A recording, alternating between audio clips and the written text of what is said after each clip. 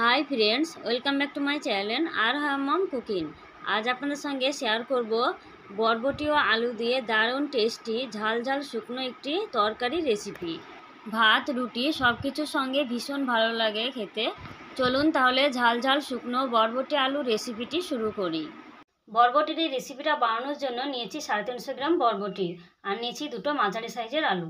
আগে বরবটিগুলোকে কেটে নেব। এবারে বেশ লম্বা লম্বা করে কেটে নেব। আমি ঠিক এই সাইজের করছি, আপনারা এর থেকে ছোট করে নিতে পারেন।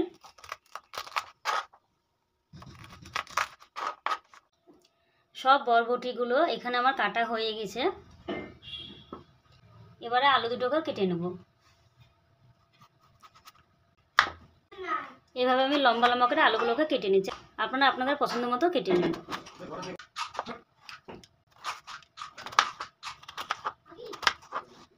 সব আলু ও বরবটি কাটা হয়ে গেছে। এবারে আমি ভালো করে আগে ধুয়ে নেব। বরবটিগুলোকে ভাপার জন্য কড়াইয়ে বেশ কিছুটা পরিমাণ জল দিয়ে দিচ্ছি। জলটা ভালো মতো গরম হয়ে গেছে। এবার বরবটি কেটে রাখা বরবটিগুলো দিয়ে দেবো।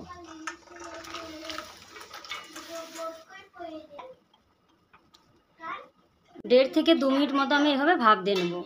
ঢাকা দিয়ে ভাপতে যাবে না, এতে করে বরবটির যে সবুজ রঙটা আছে সেটা চলে যাবে। জলের মধ্যে আমি 2 মিনিট মতো ভাপ দিয়ে নিয়েছি। এবারে জলটা ঝরিয়ে নেব। আলুগুলোকে ভাজার জন্য কড়াইয়ে বেশ কিছুটা তেল দিয়ে দিয়েছি। তেলটা গরম হয়ে গেছে। এবার কেটে রাখা আলুগুলো দিয়ে দেব। আলুগুলোকে একটু লাল লাল করে ভেজে নেব। আগে আলুগুলোকে বেশ লালচে করে ভেজে নিয়েছি। এবারে তুলে নেব, ভাজা হয়ে গেছে। এবারে তেলের মধ্যে দিয়ে দেবো 1/2 চামচ গোটা জিরে। জিরেটা একটু ভাজা ভাজা করে নেব। দিয়ে দেবো রসুন কুচি। আমি এখানে 6টা মতো রসুনকে কুচি করে নিয়েছি, দিয়ে দিলাম। আপনারা এখানে রসুনগুলোকে থেতো করে দিতে পারেন, কিন্তু রসুন বাটা দিবেন না। রসুনের যে কাঁচা গন্ধ সেটা চলে গেছে, রসুনটা ভাজা ভাজা হয়ে গেছে। এবার দিয়ে দেবো পেঁয়াজ কুচি। পেঁয়াজ কুচিটা একটু লাল লাল করে ভেজে নেব। পেঁয়াজগুলো একটু লালচে করে ভেজে নিয়েছি। এবারে আমি বাকি মশলাগুলো দিয়ে দেবো। নিয়েছি 1 চামচ হলুদ গুঁড়ো, 1 চামচ কাশ্মীরি লাল লঙ্কার গুঁড়ো, 1 চামচ লঙ্কার গুঁড়ো, জিরে ও ধনিয়ার গুঁড়ো। এবার আমি মশলাগুলোকে দিয়ে দেবো। একটু নাড়াচাড়া করে নেব। মশলার পাত্রটা ধুয়ে আমি সামান্য পরিমাণে জল দিয়ে দিলাম, এতে করে মশলাটা পুড়ে যায় না, খুব সুন্দরভাবে কষানো হয়। এবারে মশলাটা একটু সময় নিয়ে কষিয়ে নেব। এখানে আমি মশলাটা 2 থেকে 3 মিনিট ধরে খুব ভালো করে কষিয়ে নিয়েছি। মশলা থেকে তেল রিলিজ হতে শুরু করেছে। এবারে ভেজে রাখা আলুগুলোকে দিয়ে দেবো। আলুগুলোকে মশলার সঙ্গে মিশিয়ে নেব। ভাত দিয়ে আমি জল ঝরিয়ে নিয়েছিলাম। এবারে বরবটিগুলোকে দিয়ে দেবো। খুব ভালো করে সব কিছু আমি একসঙ্গে কষিয়ে নেব।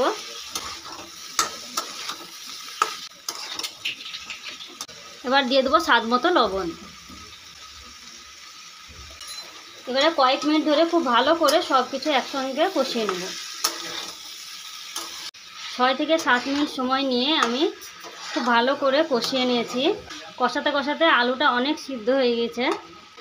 এবার দিয়ে দেবো টমেটো কুচি। আমি এখানে একটা টমেটোকে কুচি করে নিয়েছিলাম, দিয়ে দিলাম। টমেটোটা আমি আগে দিইনি, আগে দিলে রান্নাটা হতে অনেকটা সময় লাগে, তাই একটু পরেই দিয়েছি। আমি কষানোর পরে দিলাম। টমেটো খুব ভালো করে মিশিয়ে নেব। আপনাদের কাছে যদি টমেটো হাতের কাছে না থাকে তাহলে টমেটো কেচাপও দিয়ে দিতে পারেন, কিংবা আমচুর পাউডারও দিয়ে দিতে পারেন। টমেটোটা খুব ভালো করে মিশিয়ে নিয়েছি।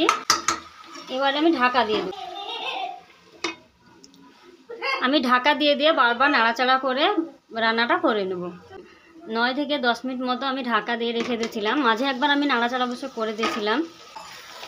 এর মধ্যে দেখুন টমেটোটা অনেকটাই গলে গেছে, পুরোটাই গলে গেছে। রান্নাটা কত সুন্দর মজে এসেছে দেখুন।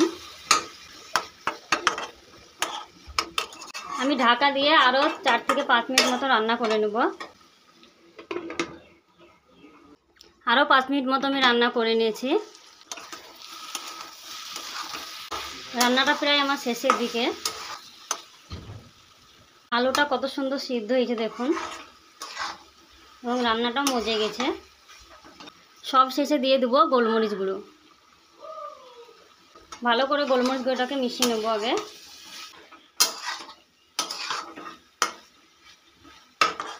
সব কিছু মিশিয়ে নিয়ে রান্না হয়ে গেল বরবটির তরকারি। এবার গ্যাসের ফ্লেমটা বন্ধ করে দিলাম। তৈরি হয়ে গেল শুকনো শুকনো বরবটি ও আলুর তরকারি। এই বরবটির তরকারিটি ভাত, রুটি সব কিছুর সঙ্গে ভীষণ ভালো লাগে। আপনারা এই রান্নাটা ট্রাই করে দেখবেন। বন্ধুরা, আমার এই বরবটি রান্নার রেসিপি যদি আপনাদের ভালো লাগে অবশ্যই লাইক করবেন, কমেন্ট করবেন। আর যারা আমার চ্যানেল নতুন বন্ধু চ্যানেল সাবস্ক্রাইব করেনি তারা চ্যানেলটিকে অবশ্যই সাবস্ক্রাইব করে পাশে থাকবেন। ফিরে আসছি নতুন কোনো রেসিপি নিয়ে। ততক্ষণে সুস্থ থাকবেন, ভালো থাকবেন। ধন্যবাদ।